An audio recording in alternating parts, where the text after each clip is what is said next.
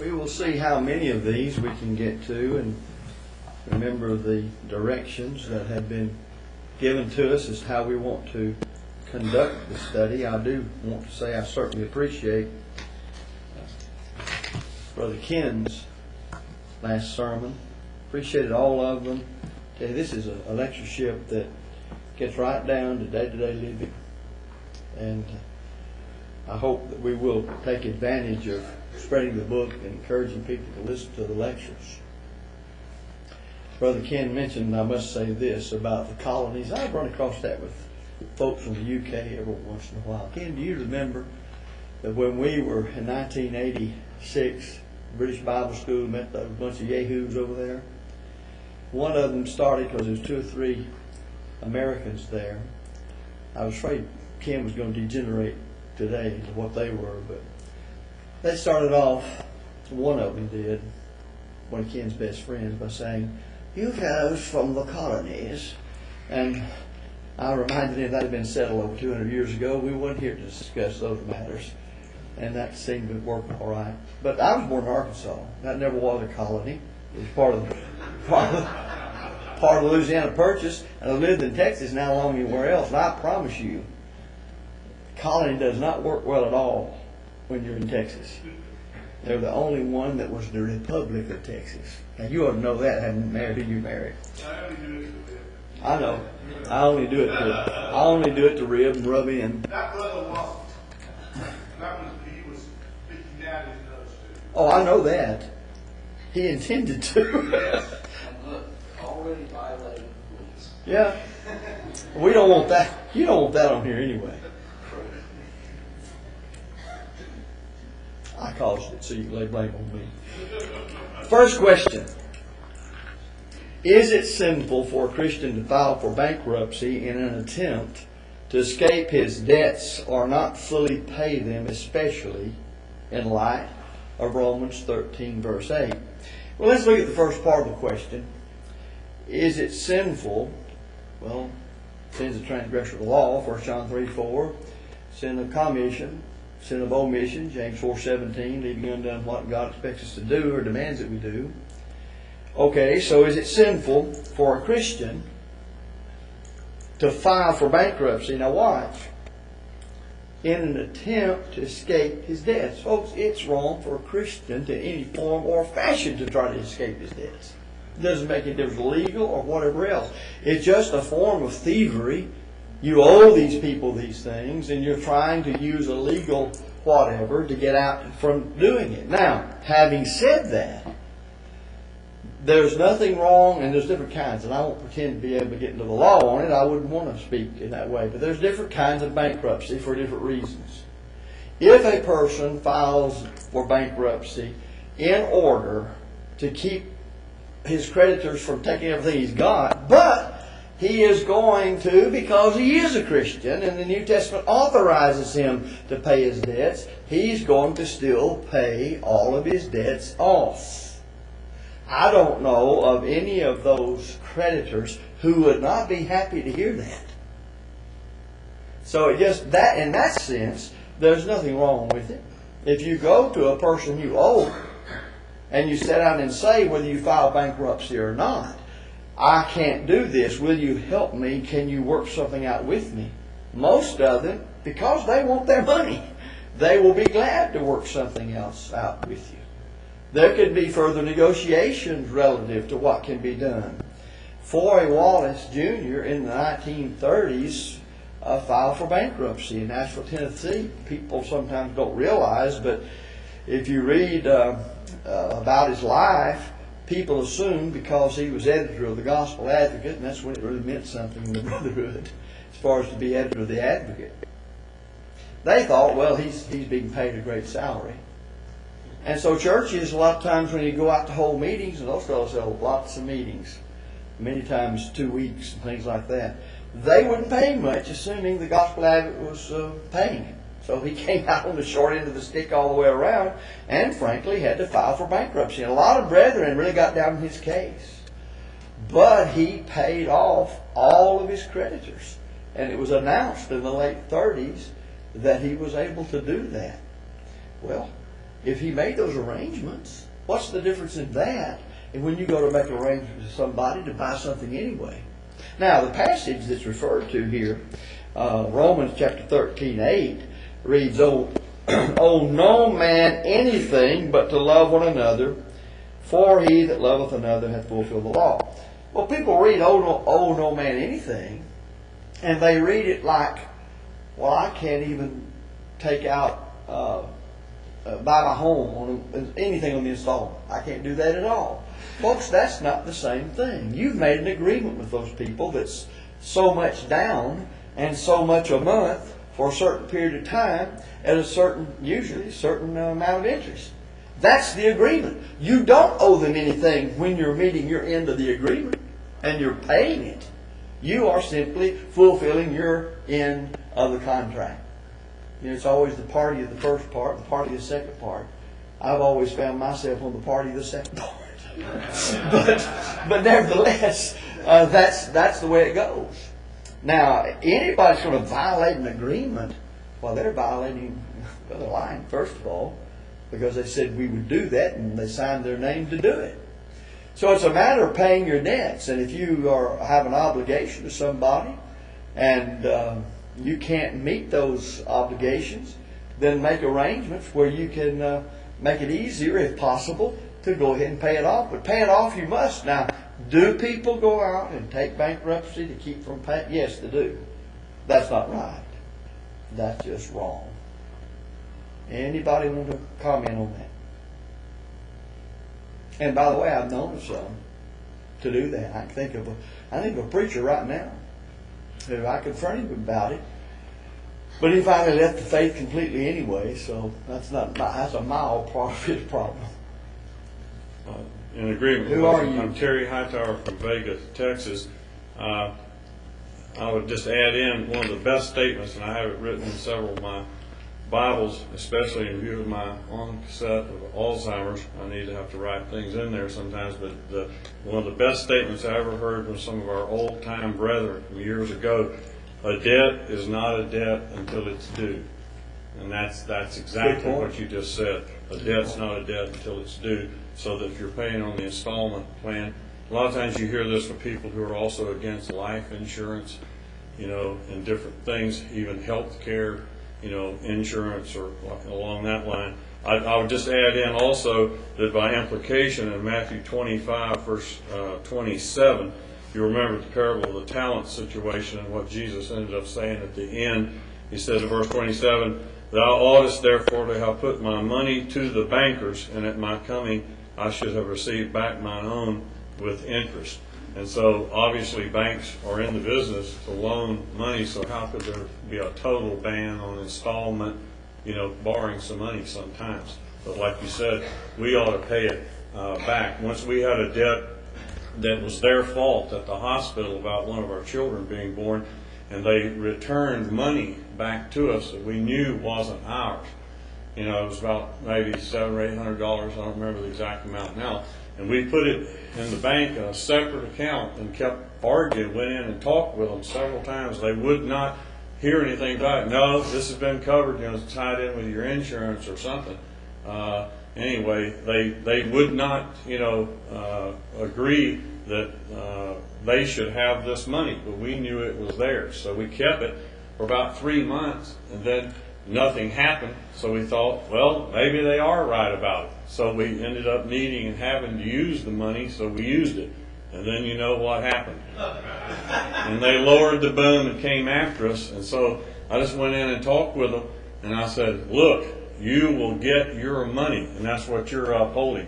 We owed, the money to them, and so even though they had inadvertently and wrongly, in a sense, given it to us, that still wasn't our money. Rick and I knew that. So we paid it back. We paid it back probably, I think, at about $10 a month or something like that, and it took 2 or 3 years to pay it off. I said, but we had some other debts here to have to pay that were, they didn't make the mistake, the prioritizing of debts here and owing money.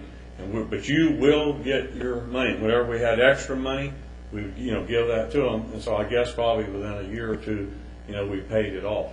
But we owed that money. It was not ours. Yet there's so many like he's dealing with here Americans who just look at it like, as long as it's a corporation or it's the government, you can rip it off. It's okay to do it, but it's not. The government is made up, especially in America, of people. We're a republic. It's made up, corporations are made up of involving people. They're not just faceless entities that you don't owe anything to. They are people, and you still owe, the debt. But I still love that statement the brother came up with, and it was on Romans 13:8, and those who would question, credit, buying on time and so forth. But a debt is not a debt until it's due, and that's always stuck with me. Something came to mind while he was saying that.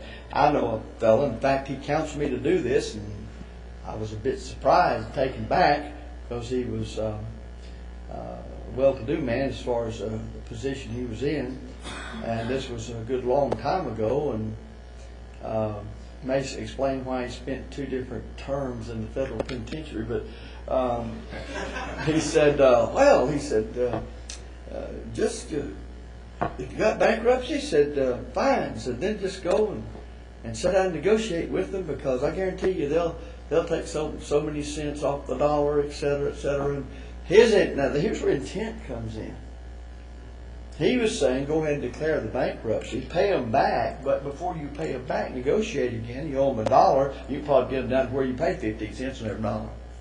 Well, the intent was wrong. You're still beating them out of something that's theirs. They're just glad to get what they can, so you're kind of sad in your conscience because, I paid my debt back. When you went into the bankruptcy with the full intent to pay whatever you could cut off of your actual amount you owed. So intent enters into a whole lot of things. And that's the law recognizes that all the way around as far as the difference in intent and not so. So that's an important point to keep in mind. Any other comments on that?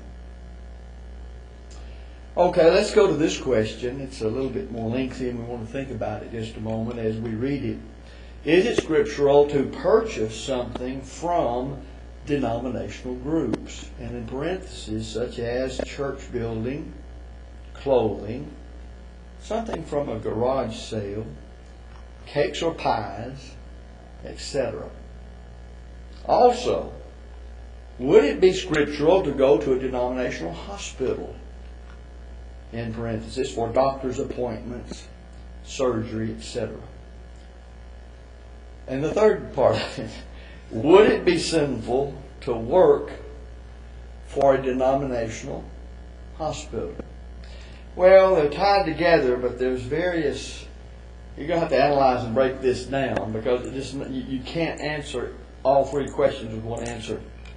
In fact, the first question, I'm looking at it somewhat. Is it scriptural to purchase something from denominational groups? And then he gives an example: church building, clothing, something from a garage sale, cakes or pies.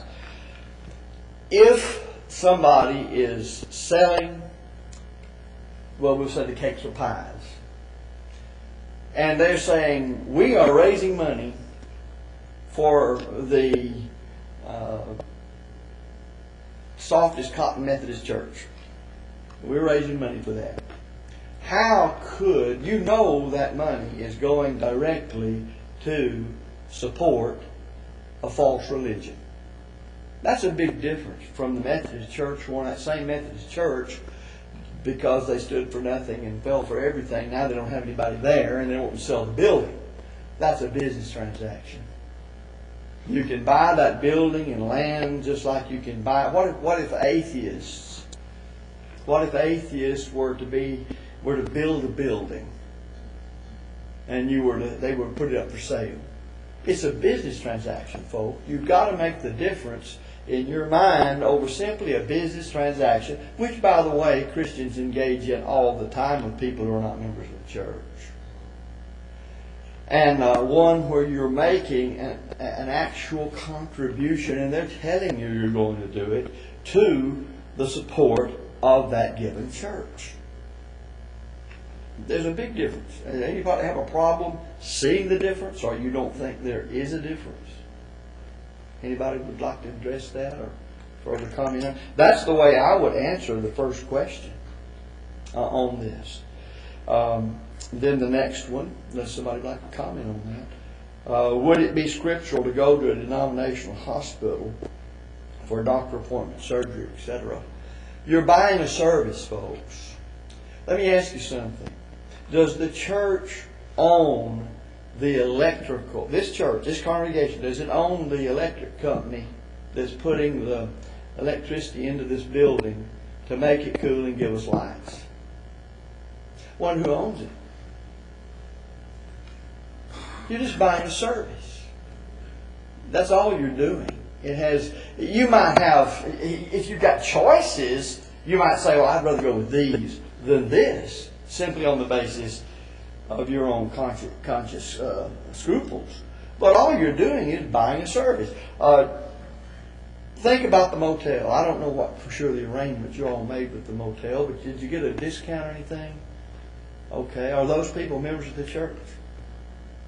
So they own the hotel, not members of the church. Did the church pay for anybody's hotel room? Okay. Now, was that right? They're not members of the church. It's buying a service. There's a big difference. A water company, you're buying a service. It has nothing to do with making a free will contribution to support false doctrine or something. Not at all. A big difference in that. I kind of like the way, when I lived in Muskogee, one brother who had been there grew up there and served as the elder of two different congregations, said back in the 1930s, said one of their best members was a lady whose husband was not a member of the church. It said she was very devout. And everybody in town knew where her husband got his money. He was a bootlegger. And she didn't work, but he gave her money to contribute to the church. And everybody knew. That money that she put in the plate as it went by was coming from her husband and where he made his money. And some of them thought, we can't accept that money. That's just dirty money. I don't know if any of it's not dirty, when you think about it from that perspective. And one old brother simply said, we laugh about this, and sometimes it's true and sometimes it's not. But this, I think, was right. It served the devil long enough. Let it serve the Lord. So what was the lady going to do? Now you put yourself in her position. And the man, I'm going to his testimony, he said the lady was very devout.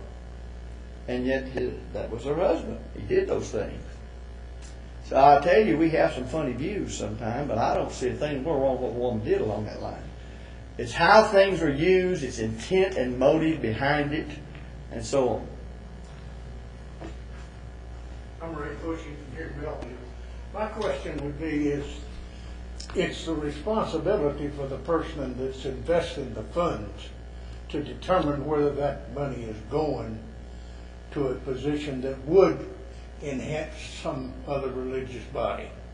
And if you can look in the newspaper and see an advertisement for a sale or for a product, and you know, or it identifies itself as a certain ministry, that should eliminate that, should it not? I think it should. That's what I was trying to say a moment ago. If you know it's going to support the spreading of false doctrine and a false religion in the sense of making a free will contribution toward it, or it's going, then you've got to, all things are lawful, but what?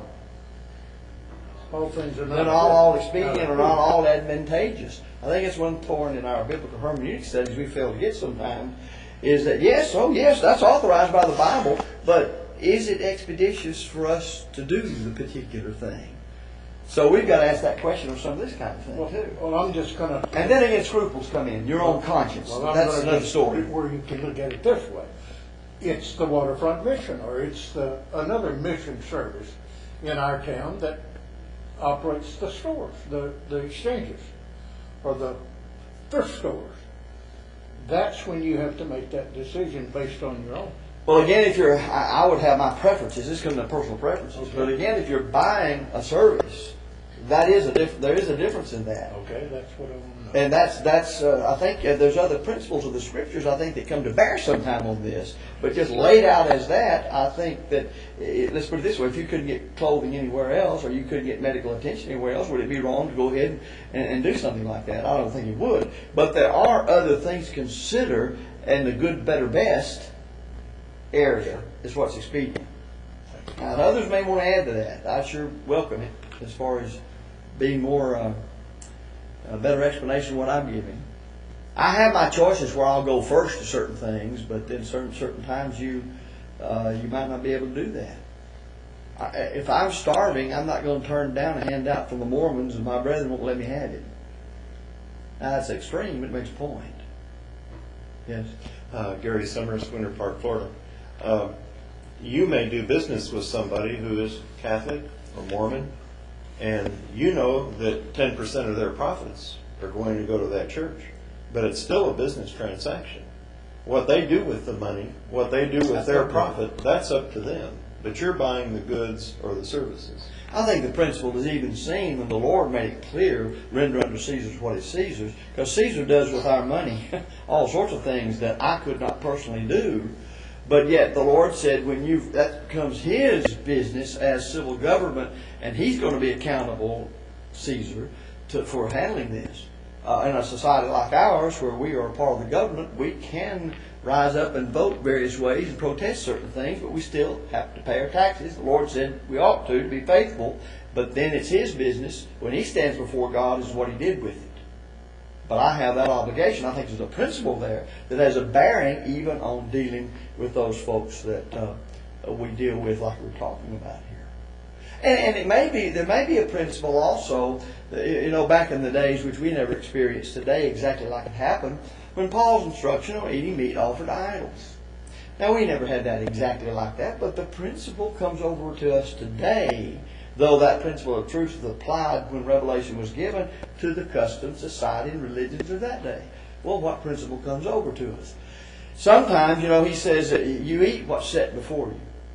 But if they tell you it's offered to an idol, then you don't eat it for the conscience sake of the person that served it, because now he's made something out of it that before he said what he said, it was just a matter of food on the table. Now I think there's a principle there that has to do with this very thing we're talking about. If somebody's making a big to-do about, well, you've just given money to help support the whatever that we would not do, then I think you have other principles come to bear, like this, which says, why don't we have my money back? Does that make sense? Is that an application that is scriptural in being able to view some of these things? After all, that's exactly what they did with the meat offered to idols. The Holy Spirit had Paul tell them to do that. Don't say anything about it, eat it. If they say something about it, don't do it. And I think that's a principle you have to apply to other things that would be parallel, and I'm asking simply are these things parallel to that given situation. Because I don't think anybody here said any problem with meats offered to idols when they went out to a restaurant. Well, that opens up all sorts of things. But anyway, any comments? I would welcome anything that makes it even more clear. Yeah, one more. Well, hang on a second. He beat you up. Well, I don't mean that literally. I'm going to commit suicide for you, baby. Well, go in the bathroom and do it. Jimmy Gribble, Portsmouth, Virginia. And thank you for letting me go before Terry, so at least... There's a little mercy about this. There's some mercy about me, though some people don't believe it. Two passages, one in the New Testament, 1 Corinthians chapter 5, where Paul talks about not having company. And he said you can't go out of the world, so you've got to have some relationship. But probably there are several other passages, but one of them is in the book of Jonah. Jonah chapter 1, verse 3.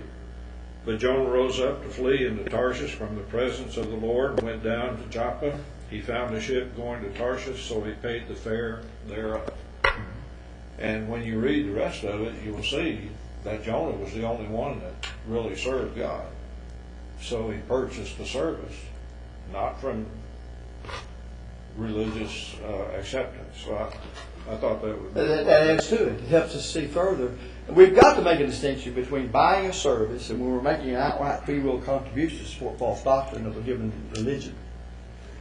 Terry Hightower of Vega, Texas. I just add in that it seems one of my little scruples, we would call it, I guess, on this, is that sometimes people where I used to work at a place and they would come in from, I believe it was either the Church of God or Assembly of God, and they were selling the box meals and lunches to all the employees there.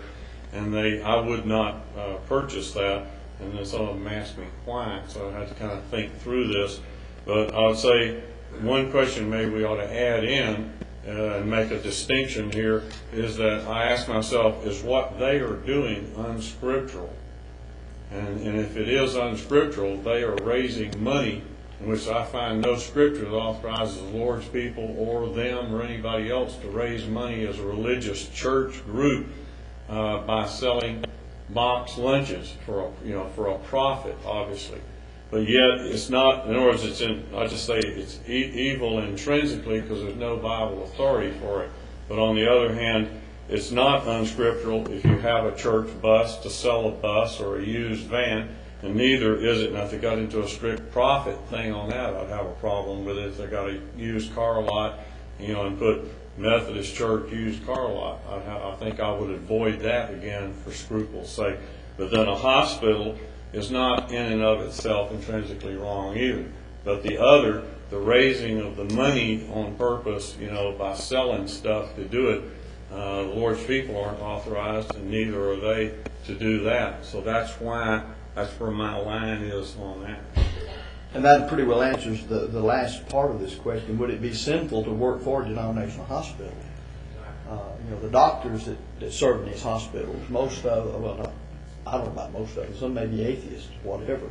And some of those people are coming from the Middle East. They're certainly not connected with anything to do with Christ. David, I've said before that there's not any job I can't sooner or later, if you give me long enough to figure out there's something wrong. It won't pick up. You're going to sit back. That may be a relief, but right now, come over. There's not. Terry Hightower, Vega, Texas. Let's see.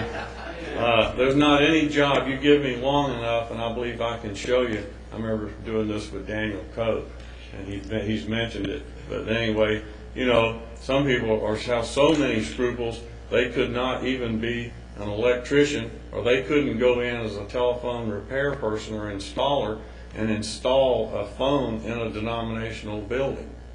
But as we've already dealt with it here, but you see, they are going to use the phone for wrong purposes, right?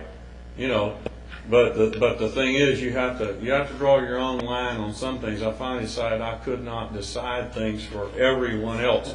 For instance, one guy was an electrician. I know you don't believe that, but really, the person was an electrician. He was a member of the church. He all he did was put the lights up on the big signs all around Tampa and St. Petersburg, Florida. But once a year, what did they put up on those posters? Well, they put some stuff up there to do with Seagram 7, and all the alcohol and so forth. By the way, that's why we did pick Jesse Whitlock, wasn't it? You have the one on alcoholism, don't you? And they said you're the most experienced person we had in the brotherhood in that area. So we'll drag you into this thing like all the rest of us have been getting it. But really, was it sinful for the brother to put the lights? That's all he did was put the lights up. But there's a connection and a trail here is what I'm trying to say, that we can hook you in and make something look bad. But always ask yourself, what do I do, or what would I do? How far can I, supposedly aid and abet a denomination? Could you be the contractor and build the building for them? Can you come in as a plumber and fix their stopped up plumbing and take money for it? Again, it's kind of like it's been in the devil's hands long enough, and we're taking somewhat away from them that way, part of which hopefully will go to the Lord's people.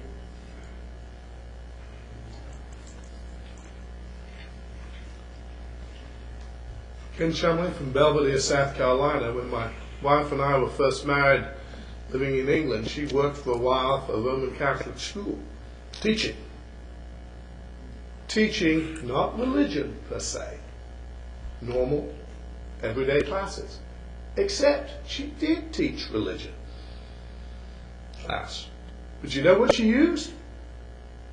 With the permission of the school? Jewel Miller film strips. So, she was being paid indirectly by the Catholic Church. And indirectly, they were paying her a little bit of that to teach the truth. But, we're talking about matters concerning purchasing things and so on.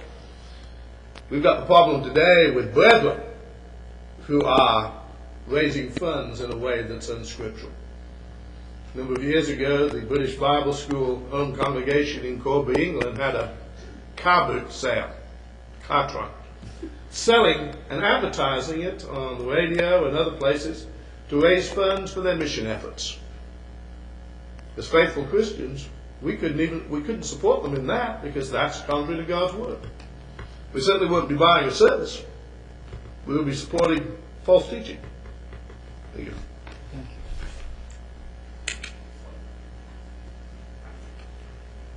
Jess Whitlock from Event, Texas. Several years ago, in a congregation where I was serving as a minister, I went round and round and round with a lady in the congregation who was at Christmas time helping the Salvation Army to ring the bell. I can't put a penny into that pot, but I tried to explain to her this was not a good thing as far as the Church of the Lord in that community. And I do know that from time to time certain congregations have trouble with their brethren putting money into those pots. Would you comment on that, please? Well, you're just simply giving the church, let's put it this way, each individual Christian and the whole church is expected to do only as the Lord authorizes them to do in whatever they believe, in whatever they practice. Colossians 3:17. Where is the authority in the New Testament for us to do benevolent work through a false religious institution and help them in that? That's what it comes down to, and that's exactly what the Salvation Army is. Some people don't even know it's a religion. They don't have any idea about it. But it is, and that's a direct effort of our trying to work with them. We're actually extending fellowship to them and helping them in their activity.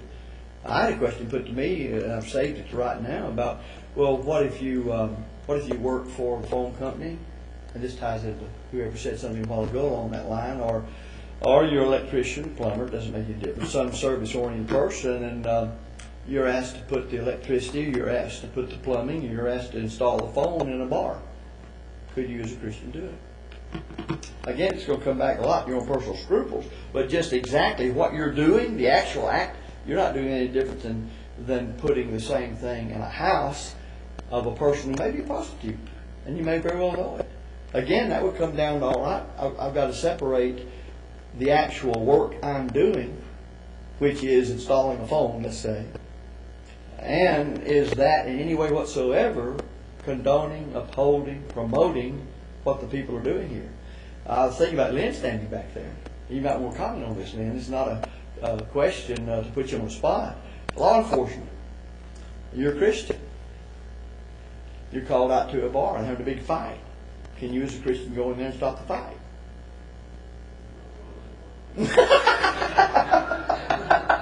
Don't say anything back there. They can't hear you. We've got to get you on record. Go ahead. David Hartbarger, Ocoee, Florida. This is not a hypothetical. I was a telephone man.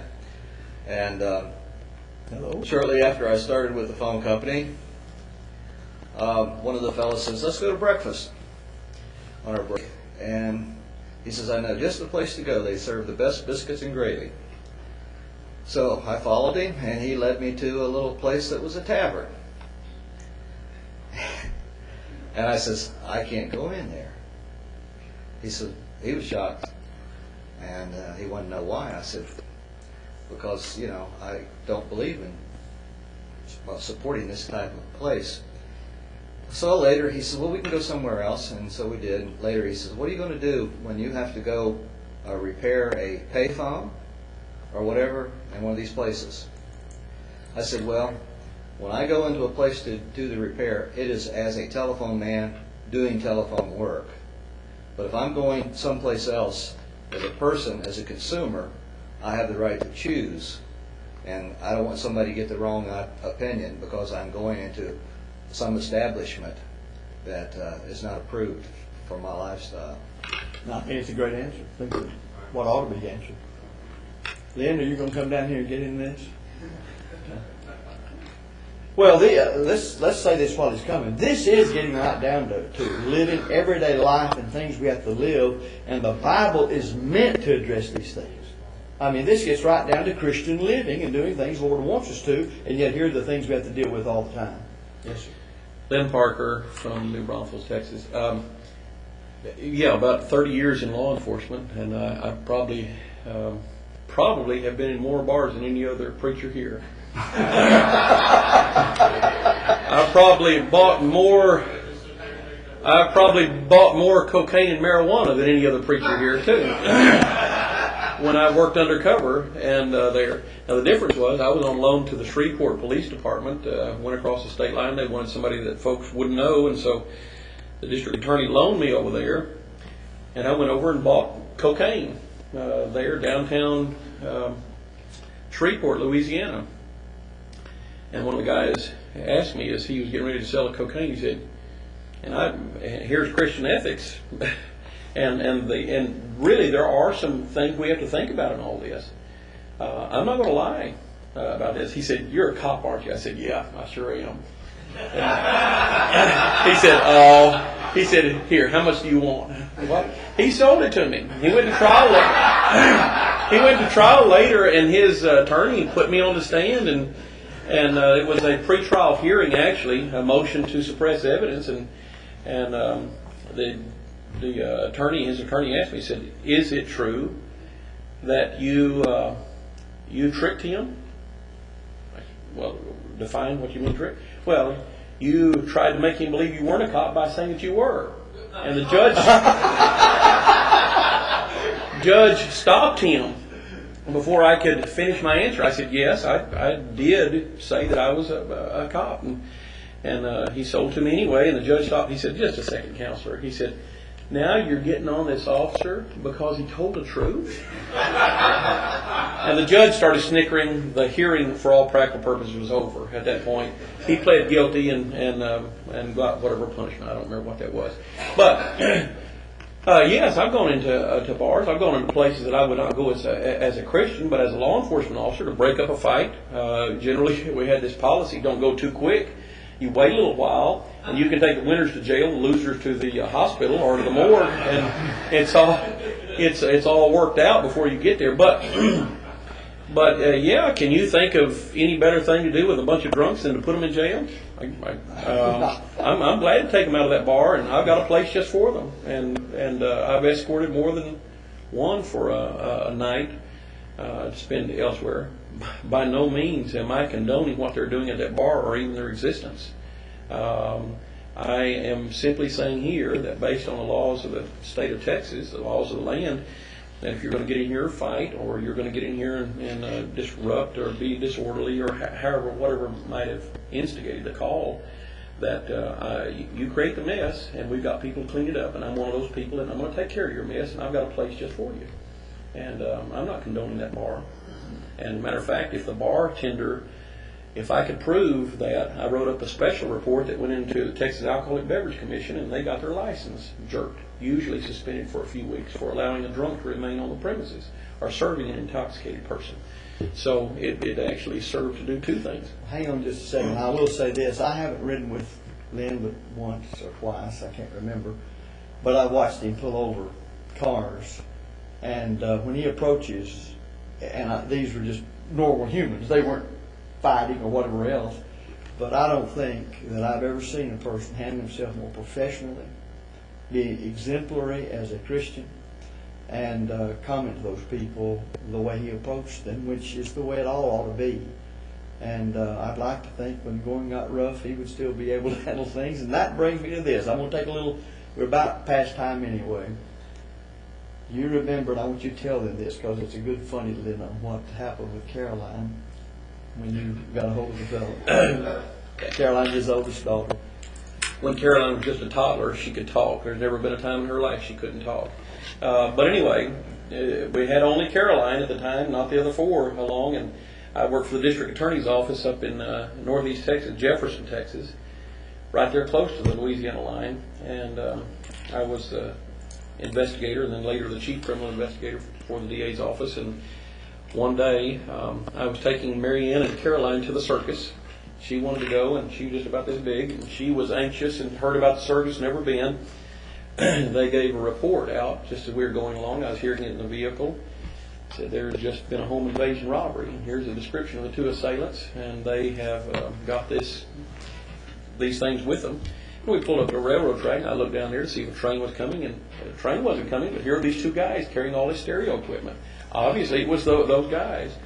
And so I got out and identified myself, produced my badge, and I probably even drew a weapon, and told them to comply and lay down on the ground. And had told the city police department, the sheriff's department, to send units over there that I've got their people. One complied, the other did not, which didn't make me happy because he was one great big old boy. So before anybody else got there, the fight was on. He was deciding he was going to go, he was not going to comply. And so it got really physical there, and we're rolling across the tracks, and I hear this little voice. Daddy, kick him in the head. Daddy, just shoot him. Daddy, just shoot him. Shoot him, Daddy. This little bitty voice over there. The city police, the game warden, I think a couple of troopers got there, and they took these guys into custody, and they're leading them by the truck, and Caroline is leaning her little head out there, her little 3 or 4 year old head. She said, "My daddy should have shot you." There. And I found out later she was not really worried about my safety. Just she wanted to know, are we going to get to the circus on time? That's what these guys are doing. I thought you'd enjoy hearing that. There are interesting things that happen.